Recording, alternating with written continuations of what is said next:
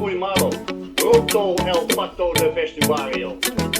La interpretación siempre negativa. Siempre negativa. Nunca positiva.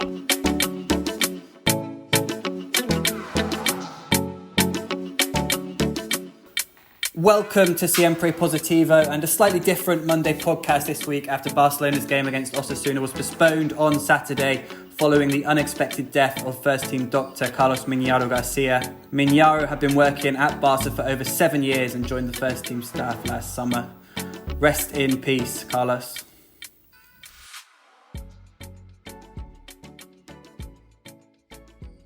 I'm Sam Marsden, joined as ever by Rik Sharma and Tony Wanmarty. Rik, how are you doing? Not too bad. What is it? It's Monday today. Keeping track of the days of the week, just about. Monday today. Tony, ¿qué tal? Good morning. How are you? Well, yes, fine. Trying to be back on the healthy way. Trying to do sport last 10 days, trying to eat healthy, cooking instead of going outside. So hard life, because I'm used to go and to eat burger or French fries or beer. So not the best mood, because it's not easy when you're trying to behave well, to be honest. Yeah, why are you trying to behave well? Do you have a specific goal, or it was just time to get yourself into action? No, to get healthy, because normally during the year with the stress I don't eat well, and that's not what I need, the best option. So I need to balance. Also trying to be fit without alcohol, because normally there are always excuses and you end up drinking too much alcohol, beer here, wine in another lunch. Then, so I'm trying to behave well. Yes. Good luck. Hope you can. Not concrete goal. Just to behave well in the good life. Until when? Or just without an end? It's a challenge. It's a challenge of 100 days without fried food and alcohol. 100 days without alcohol and fried food. You've done this before in the past. Do you usually actually complete it? Do you make it to 100 days? I made it once and I completed. Yes, I was 100 days without alcohol. It was really hard to complete it, but I want to do it again now. Yes. As I said, a slightly different weekend for Barcelona this weekend and for the Monday podcast, because there was no Barcelona game after the match was postponed after the death of Miñarro. Miñarro had been with the first team at the hotel where they had gathered in the city on Saturday ahead of the game against Osasuna. The players had arrived at the stadium as planned. The team had even been named and supporters were at the stadium when President Joan Laporta informed the squad of Miñarro's passing. There was unanimity among the players that the game could not go ahead. Miñarro, who was 53, was a doctor who had worked extremely closely with some of them, especially Dani Olmo and his family over the years, even outside of Barça. He was also the doctor who was seen most recently on the pitch and talking to Hansi Flick when Gavi was taken off with concussion a few weeks ago. Given the proximity of the match and when the players learned of his passing, it was understandable that it could not go ahead, and with the complete understanding of LaLiga and Osasuna, who seemed to have behaved impeccably in the whole situation as well, it was called off, with the official announcement being made in the stadium around 20 minutes before kick-off. Rik, I think it was, like I say, given the proximity of the game, I don't think there was any doubt about what could happen given what the players had just found out. Obviously, I found out from you as I was on my way to the ground. You messaged me saying, has the game been called off? And it had been sort of raining quite a bit in the day, and I thought, I don't think so. Why would it have been called off? And obviously then quickly went on sort of Twitter and social media and stuff, and I phoned Moises, who was already at the ground doing broadcasts. And at first it was kind of like someone's died close to the staff, then it was on the staff, and then I think quite quickly it came out and was announced by Barca, I guess, nipping in the bud any sort of rumours who had passed. And in that situation with the players learning, I guess it would have been less than an hour before kickoff, the goalkeepers had already started warming up. The right decision was made, I guess, despite obviously the impact that will have on sort of, it was secondary, of course, but finding a place to play this fixture in the second half of the season. Yeah, I don't think anyone would disagree. I'm sure there were some disappointed fans who were who are maybe tourists who had come just for one game, and of course they miss out. But I don't think the players would have been in a good position to play this when it's someone that they've been working with for a few months, and some of them have known him for much longer because obviously he's been at the club, like you say, for 7 years. So just a sad turn of events. I'm trying to think if there's anything more useful that I can say about the sort of process of it. I guess there was a period on television where they kind of knew the story of what had happened, but they didn't have clearance to say it.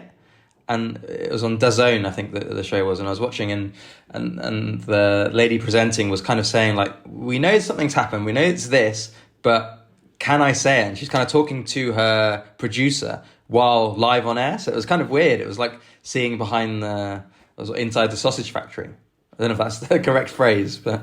Yeah, well, even it's slightly different, is it? Obviously, a lot of times in football, you can sort of say things perhaps once you have them from one or two people, but in situations like this, you have to be 100% certain. And even if people are telling you, you almost don't believe it, and you just have to wait until the official announcement, until the club or LaLiga have said something, because you don't want to jump the gun, and then the tiniest % chance that it's not true comes back to sort of haunt you. But the sad news was confirmed. As you say, he'd worked for the club for over 7 years now, starting with the futsal team. Tony, it must have been a really, really difficult sort of period for the players in the last couple of days. I don't know if you've got any insight from inside the club about how it went down in the build-up to the game, and then obviously the players were back in for training on Sunday straight away. No, it's all what you said. No, it's really sad all what happened. Really strange. Really, well, it's never good when these things happen, for sure, but and it shouldn't be like this, of course, but at the end all these things bring us to touch again with the feet in the floor, no, like to see what really matters. For sure, for me the game was well suspended, and it was the right decision to suspend the game. And no, regarding the what happened, I was told, to be honest, I was free this weekend. I was not working, and I was playing a football game between 8 and 5, between 5 and 8 in the afternoon, and I received a message in the halftime, because you normally check your mobile in the halftime, and I received a message. Something happened to the doctor, something big, something really big. But I didn't, at that point I didn't answer, because I was out of professional world at that day, and I also thought it was something like, not that he was going to die. But then after the game, I saw the official announcement, and I knew that it was because of this. What I was told is that Carles Miñarro, the doctor, one of the two doctors that Barça has of the first team, he was on the lunch with the players, and normally after the lunch they go to their own rooms and they rest until 6 more or less, and then there is like pre-game talk. But in this pre-game talk, it's only important for the players to be there. Doctors, they are not present, they are not there. So it's not a big thing if you don't see them. People from the staff, they don't see the doctors, because you can think, maybe, I don't know, he went for a walk, he's sleeping because he's very tired and he wants to sleep until 7. That is when the bus leaves from the hotel to the stadium. So it's not big thing. So when they found the doctor there, it was already too late, no? Because if you should be giving live signals more or less around 5 or 6, the first hour you can think, okay, maybe he's sleeping, or I don't know, or he's doing what he wants, so you don't react that fast. But after 1 hour, then you start getting worried, but then with 20 minutes you comment with others, we should until then you enter into the room. But when you enter the room, you cannot know that fast what happened, and meanwhile this is happening paralelamente, the team, the players which are not told all what's happening. They have to prepare, and they still don't know if the game will be postponed, so they have to keep going and get into the bus and go into the stadium. But the truth is that the players, when they went into the bus, still they didn't know 100% what was going on, no? Because you need to have it 100% confirmed if someone dies.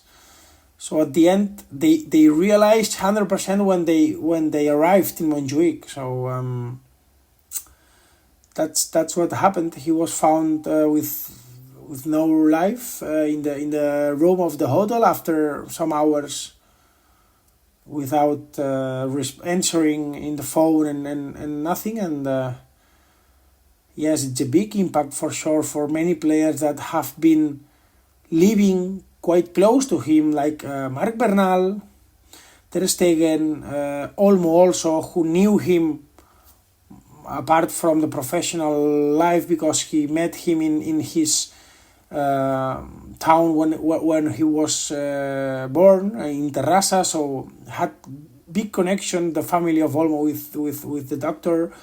But as I say, Gavi also, Íñigo, players that had some injuries in the last year, and they had like big relationship with this doctor, because it's not only about the injury or the life spent in the concentration hours before games. It's also because this doctor helped them with tips or advices regarding their kids or their grandma. So the dressing room for sure is totally in shock. Yeah, and I think if people are wondering if they've seen this doctor before, they probably have if they've seen the clip of Gavi getting concussed a few weeks ago when he hit his head. It was this doctor who's in the video with him that you can see, who's asking him the days of the week, and Gavi's like, I've got no clue what day of the week it is, and the doctor's like, no, you're coming with me. Yes.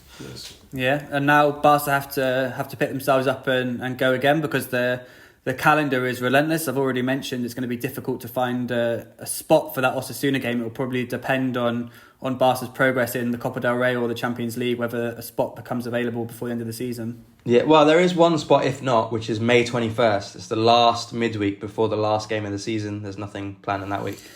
And yeah, immediately straight back to action on Tuesday in the Champions League. Barca have already announced that Monday's pre-game press conference, which for the Champions League usually features Hansi Flick and a player, will just be Hansi Flick. No player will speak, obviously. The right decision as well. Hansi Flick apparently has to speak. I guess you kind of need someone to speak at some point, and I think the journalists will be understanding with him. It makes it a little bit difficult to know how much you ask him, how much you sort of press him on certain playing issues and whatnot. It just kind of feels a bit difficult to even sort of... You obviously what goes through your head is how will it affect the players for the game? Will it affect them negatively? Could it spur them on? But even to sort of question that seems a little bit frivolous at this stage, doesn't it? Yeah, I mean, it's a difficult line to toe. I mean, like, I guess at the end of the day, tomorrow night after the game, people will be talking about football, and of course, if Barca win, then I'm sure Barca players will say, "Yeah, we did it for Carles," but. Before, it still feels kind of fresh, doesn't it, from Saturday? Yeah, I mean, Tony, how do the players prepare for that Benfica game? I guess with the idea of going out, sealing passage to the quarterfinal of the Champions League, and then coming out. Obviously, I've said no one's going to speak before the game and saying it's been a difficult few days, but that was for Carles and his family. No, for sure the mood is not the best one, no. But they are professional, no. I mean. At the end, if they run more or less, it's not going to change nothing. No, so at the end is a dressing room divided. Several young people with some veterans, and everyone lives it on his own way. No, but it's difficult for sure. But I don't think we are going to see the players in terms of running or in terms of attitude like sad or without energy. No, I don't think it's going to be related at all, because at the end players. I don't want to say they are selfish, but they focus on their own things. They will. No, but I mean, even without being professional, that's just football. Football is escapism for you when you play, or exercise can be escapism, and you're not sort of weighed down by things which are happening in your personal life, whether it's death of people extremely close to you, mental health problems, whatever it is. When you do play football, it is that escapism, and it does give you the chance to sort of, lose the weight of the world for that 90 minutes while you're playing, because you're so focused and so driven on playing football. Even for us playing, even for Tony, it's like meditation. It's like meditation. You're just thinking about, where's the ball? How do I get the ball? Where do I have to run? How do I defend this? Yeah. There's nothing else that goes in your head in that time. Even like you say, it's sort of celebrate level. And despite not playing, just shifting focus back to LaLiga, and again, secondary in the scheme of things, but Barcelona do still remain top of the table despite not playing, after Atletico Madrid, who were second, lost to Getafe 2-1 on Sunday. There was a win for Real Madrid, who leapfrogged Atletico to go second. They were tested, but they came through, beating Rayo Vallecano 2-1. They're now level on points with Barça, who lead the way on goal difference, and now have that game in hand at home to Osasuna. Rick, I didn't actually see these games because I was off on Sunday, but Atletico losing against Getafe, Real Madrid tested by Rayo. Can we read much more into the title race based on those two games, in your opinion? I don't think into the title race. I mean, yeah, it's a setback for Atletico that they lost to Getafe, especially as they could have won. They played quite poorly, Atletico, but they had done enough to win. They were 1-0 up going into the last 3 minutes when, it was, for me, it's a dubious red card whether Correa should be sent off for this. I think that maybe Atletico were a bit unlucky, but maybe they were a bit lucky to get the penalty they got for handball against Alderete. It was also a little bit dubious. And Simeone, to be fair to him, was like, at the end of the day, I don't know if it was a red card, but I also don't know if it was a penalty. I think you take them both together. So after Correa was sent off, they completely collapsed. They'd already sort of been pushed back by Getafe a little bit, and then when Correa was off, they let in those Adam Barry goals for Getafe to win it. But I think most days Atletico just hold on to that 1-0 win, and so I don't know if we can read too much into it beyond that. And the whole thing was played in the shadow of the Champions League game. Yeah, and how was the Real Madrid game? Obviously, we saw Rayo come to Barcelona a couple of weeks ago and really sort of test them when Barca won 1-0. Was it a similar sort of vibe? I've seen a couple of highlights on the statistics, and it looked like Rayo put up a good fight. Real Madrid obviously went 2-0 up. They came back to 2-1 and had some chances. Yeah, I think Rayo certainly gave a good count of themselves. They were without Palazon, they were without De Frutos, without Moomin, a few other players as well they had missing. And it wasn't easy for Madrid, but I also never really had the sensation in this game that Madrid were ever going to lose it. Mbappe and Vinicius both scored good goals, but they were also quite wasteful. There's something with them which is like, they both remind me of Cristiano Ronaldo, and not sort of the Messi, Neymar, Suarez trident, which was so unselfish when they played so well together. Whereas Mbappe and Vinicius are both just trying to be the guy that is the star. And Vinicius did set up Mbappe's first goal. It's not that they haven't got any assists for each other or so on, but it's just like, remember the end, you saw the first leg of the Madrid-Atletico game, there's a chance that when Mbappe gets in down the right, and he's supposed to cross for Vinicius. Yeah, he cuts it back for him, but he takes one extra touch in that move instead of passing it straight away to Vinicius, and that is the extra touch of a man who thinks, if I take a touch here, maybe there's a shot for me, maybe it opens up for a shot. As opposed to, I'm going to square this to Vinicius and he's going to tap home. And he decided to pass it in the end, but it was too late at that point. He'd taken the extra touch. So there's still that element of them both thinking, how am I going to score here? Rather than, let's do the best decision for the team. So maybe they'll work it out. But that was clear in this game. Yeah. Let's see. Just to finish then, after last week answering a few late questions, we're gonna fill with a few early questions, which I believe you've got to hand, Rick.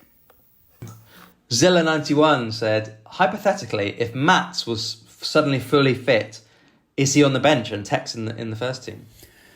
I think it's an interesting question, but for me, it's not a question for this season, and I'm sure Ter Stegen would dispute this, but I just think by the time he comes back and the risk of sort of throwing him in when Chesney is in form, and I know we've spoken about Madrid doing it with Courtois and Lunin last season and it working out okay for them. I just think that Chesney is now number one for the season.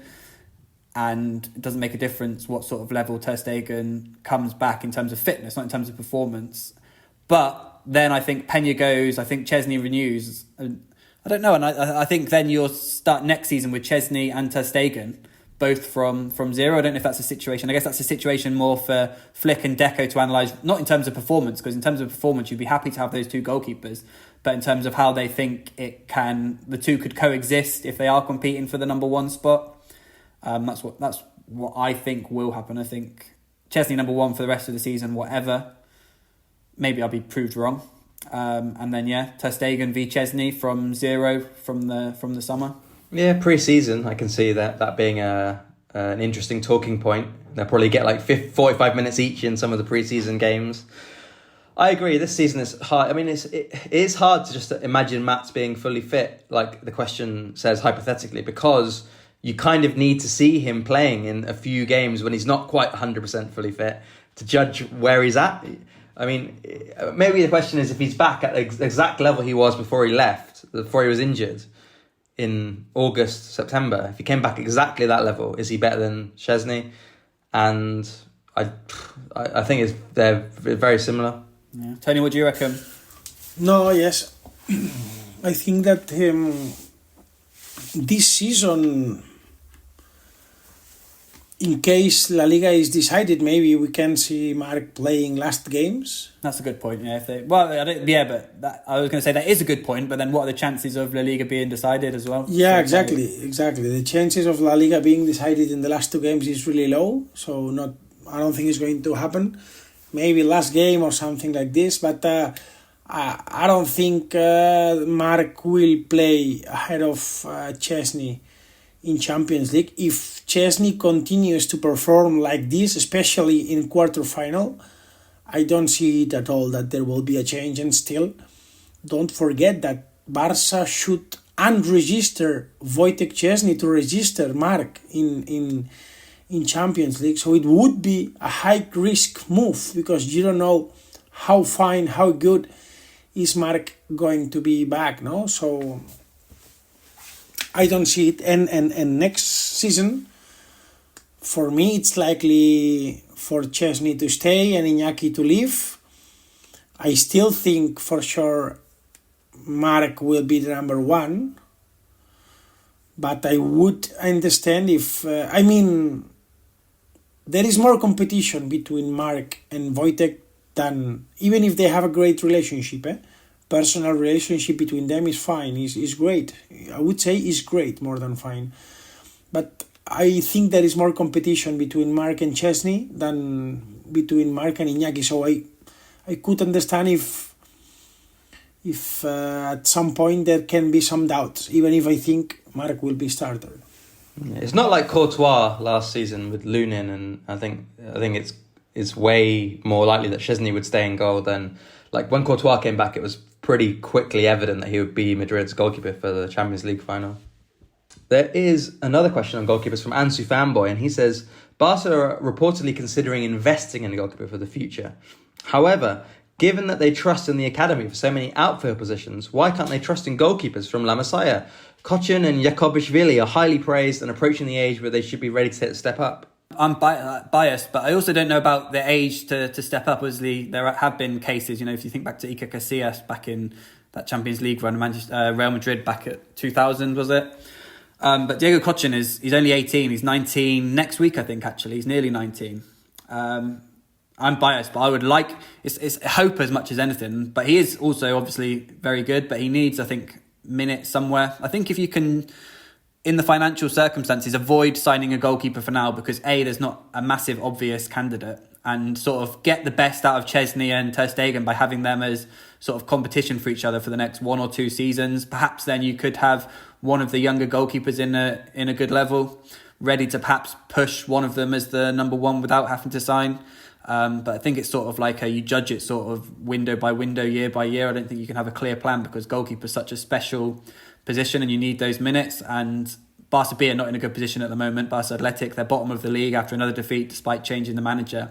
If they go down to the 4th division of Spanish football, the 4th tier, that's obviously not where you want goalkeepers like Kochin playing. He's had a lot of experience in and around the first team as the third goalkeeper. I think even in the third tier, I think you need to be looking at Cochin perhaps going out on loan next season to as high a level as possible. I don't know what clubs would be in the running, whether probably not LaLiga, perhaps Segunda, and getting minutes that way. Obviously, Iñaki Peña had a good spell at Galatasaray when he was younger, so I'd be looking at something like that for the moment. I wouldn't be looking at signing a goalkeeper this summer. Mm-hmm. And last of all, from Zilla91, he says, do we have any percentage and any future fee for Jutgla? 10%. I don't know if it's 10% on the plus value, which is the profit. Obviously Barca paid 5 million, or 10% on any fee. But no, I think it's in the plus value only. The plus value. So if they sold for 10 million, it's 10% of 5 million. I don't think you're going to get much more than 5 million for Jutgla anyway. He's done all right though, hasn't he? Didn't he score the other day? He started really well, then he disappeared, and he's not prolific, but he's had some key contributions in Champions League games, yeah? Yeah. Some key contributions. That's all we've got time for today. We will be back, of course, on Wednesday after Barcelona's Champions League game against Benfica. Stay positive. And support Barley.